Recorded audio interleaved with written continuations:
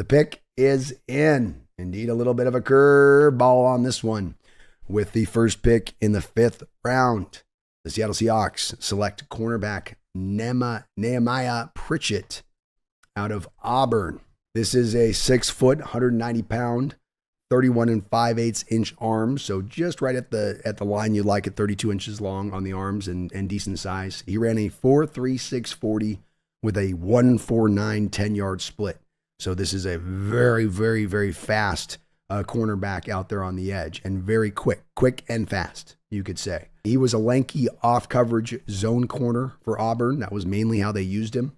The senior has played a great deal of football and brings sure footwork, quick turning hips, slightly plus speed, and slightly plus change of direction. So the 4.36, maybe not quite, more of a 4.4-ish guy, 4.45 guy, but good speed. Auburn has a real weird thing there, and I've seen this other corners at times there, where they taught their corners in that off coverage to really, to an extreme degree, stay on top, like really too far on top.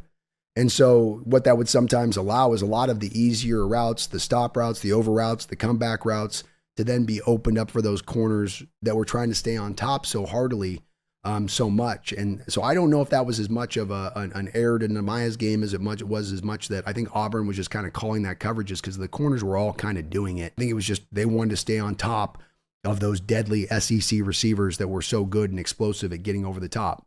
But this guy only allowed 12 receptions on 26 targets last year for 134 yards. And when you look at the cornerbacks throughout this draft, there's not a lot of cornerbacks that were able to keep that production down that low in the amount of yards they gave up as a bottom line. So he did allow very few targets. He's just okay as a tackler when you force him to do it. He's not really trying to get off blocks. He's not really trying to seek out the ball carrier with a lot of commitment. It's kind of a mixed bag as far as his tackling goes. He does have a very high amount of missed tackles on the books with him as well. A guy that definitely another guy that with a lot of tools here to work with, a lot of starting experience.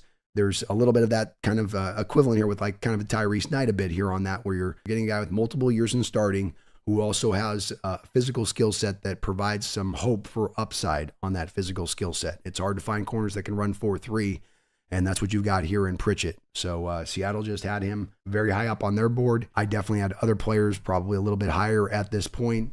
If I check my horizontal board here, I had Pritchett in the 5th round. So you're grabbing him right about where the appropriate value would be for. It's not really a huge reach. Were there maybe other players there that looked a little bit more tantalizing at the board here where Seattle's picking? Yeah, probably so. But you can't argue with the tools of this guy, be it both Tyrese Knight or in this pick, the corner. You're getting two guys that do have upside later in the draft. And one of the harder things to find later in the draft, of course, is upside guys. Guys that, can give you some real good upper level play if they can reach their potential.